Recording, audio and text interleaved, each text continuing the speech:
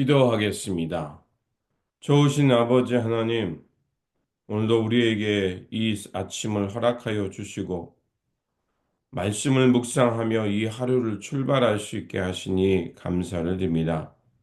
주님, 우리의 삶이 언제 어디서나 무엇을 하든지 하나님의 영광을 드러내는 삶이 되게 하여 주시고, 하나님께서 이끌어 가시는 그 생명 살림과 진리, 평화의 역사를 향해서 함께하는 삶의 자리가 되게 하여 주옵소서.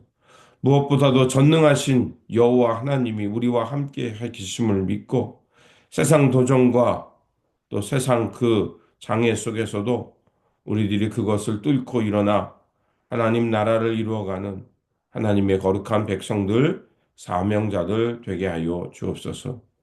이 시간 말씀으로 나아갑니다. 오늘도 믿음으로 승리할 수 있는 귀한 말씀을 들려 주시옵소서.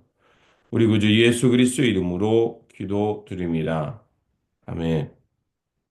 오늘 우리에게 주신 말씀은 출애굽기 7장 14절에서 22절입니다. 여호와께서 모세에게 이르시되 바로의 마음이 완강하여 백성 보내기를 거절하는도다. 아침에 너는 바로에게로 가라. 보라, 그가 물 있는 곳으로 나오리니 너는 나일강가에서 그를 맞으며 그 뱀 되었던 지팡이를 손에 잡고 그에게 이르기를 히브리 사람의 하나님 여호와께서 나를 왕에게 보내어 이르시되 내 백성을 보내라. 그러면 그들이 광야에서 나를 섬길 것이라 하였으나 이제까지 내가 듣지 아니하도다. 여호와가 이같이 이르노니 내가 이로 말미암아 나를 여호와인 줄 알리라. 볼지어다 내가 내 손에 지팡이로 나일강을 치면 그것이 피로 변하고 나일강의 고기가 죽고 그 물에서는 악취가 나리니 애굽 사람들이 그 강물 마시기를 싫어하리라 하라. 여호와께서 또 모세에게 이르시되 아론에게 명령하기를 내 지팡이를 잡고 내 팔을 애굽의 물들과 강들과 운하와 목과 모든 호수 위에 내밀라 하라. 그것들이 피가 되리니 애굽 온 땅과 나무 그릇과 돌 그릇 안에 모든 피가 있으리라. 모세와 아론이 여호와께서 명령하신 대로 행하여 바로와 그의 신하의 목전에서 지팡이를 들어 나일강을 치니 그 물이 다 피로 변하고 나일강의 고기가 죽고 그 물에서는 악취가 나니 애굽 사람들이 나일강 물을 마시지 못하며 애굽 온 땅에는 피가 있으나 애굽 요술사들도 자기들의 요술로 그와 같이 행함으로 바로의 마음이 완악하여 그들의 말을 듣지 아니하니래 여호와의 말씀과 같더라. 아멘. 오늘 본문 말씀은 바로의 마음이 완악하기 때문에 이스라엘을 보내지 않자 하나님께서 모세를 통하여 나일강을 피로 변하게 하시는 말씀입니다. 나일강은 애굽 사람들에게 생존이며 번영 또 신으로 여겨지는 생의 근원이었습니다. 애굽 사람들은 그래서 나일강을 기반으로 찬란한 문화와 문명을 발전시켰습니다. 그래서 큰 제국이 될 수 있었죠.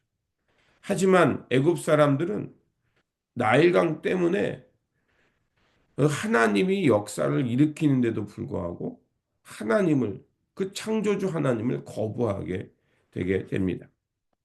이 때문에 그들은 모세를 통해서 전능하신 하나님의 명령을 받았지만 그들은 고집을 피우면서 하나님의 명령을 거부하게 됩니다. 그러면서 오늘 본문 끝에도 나와 있지만 나일강이 모세에 의해서 핏빛으로 변하게 되자 22절에 보면 요술사를 불러서 그 똑같이 흉내를 내게 됩니다. 이것은 무엇을 말하냐면 지금 하나님이 이 나일강의 피로 변하게 하시는 그 역사를 통해서 드러내는 그 하나님의 그 생명과 구원의 역사를 자신들의 방식으로 거부하고 있는 것과 마찬가지였습니다. 그래서 하나님은 다시 한번 모세를 통하여 나일강을 피로 변하게 하셨고, 그 이유는 그들이 신으로 생명으로 여기는 것들보다 하나님이 더 뛰어나신 분임을, 그리고 하나님께서는 모든 것을 창조하셨을 뿐만 아니라 하나님이 거두셔 가시면 그 모든 것들이 거두어질 수밖에 없음을 말하는 것입니다. 그래서 애굽 사람들에게 진정한 그 신은 여호와 하나님임을 밝히는 것이었습니다. 그러나 바로 왕의 마음은 더 완악해졌고 하나님의 뜻을 계속해서 거스르며 절대자의 능력을 흉내내려고 하고 있는 겁니다. 그렇다면 왜 사람의 마음이 이렇게, 어떤 사람은 하나님을 믿지만 어떤 사람들은 왜 마음이 이렇게 완악해질까요? 그 이유를 우리가 창세기 에덴 동산에서의 선악과 사건에서 알 수가 있습니다.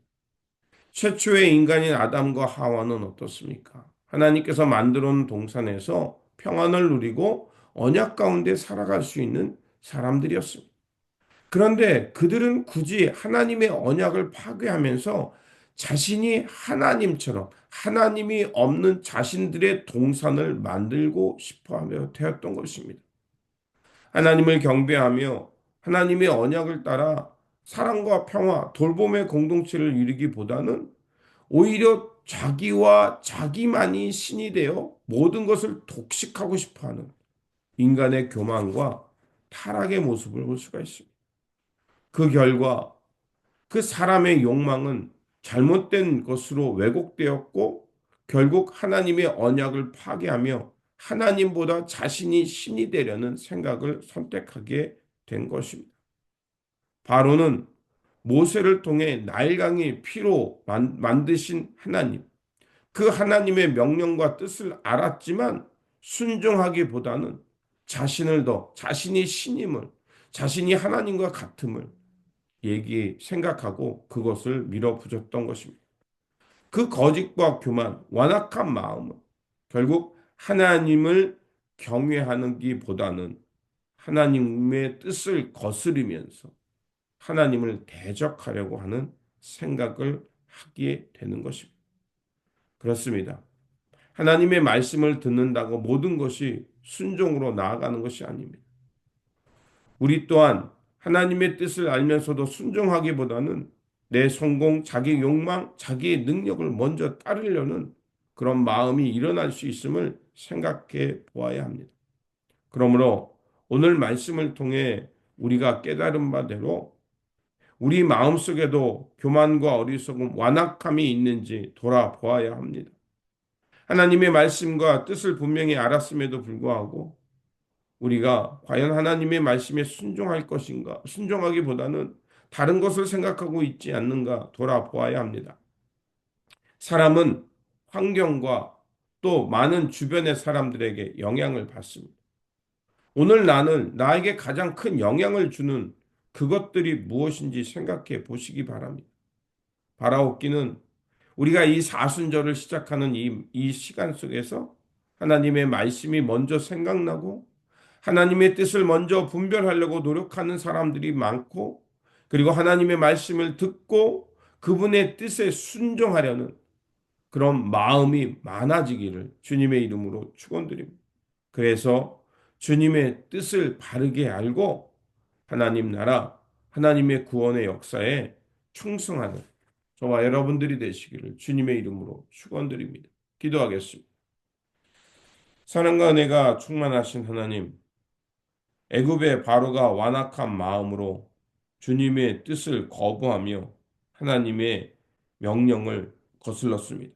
사람은 이처럼 하나님의 뜻을 알면서도 교만과 욕심으로 하나님의 말씀을 외면할 때가 있습니다. 주님, 우리의 마음을 부드럽게 옥토처럼 변하게 하여 주셔서 하나님의 뜻과 하나님의 말씀을 들을 때 그것을 바르게 깨닫고 순종하며 겸손히 나아갈 수 있는 사람이 되게 하여 주옵소서. 그래서 우리 삶 속에 하나님을 더욱더 의지하게 하여 주시고 우리 주 예수 그리스도께서 보여주신 생명 살림과 평화의 역사를 향해 살게 하여 주옵소서.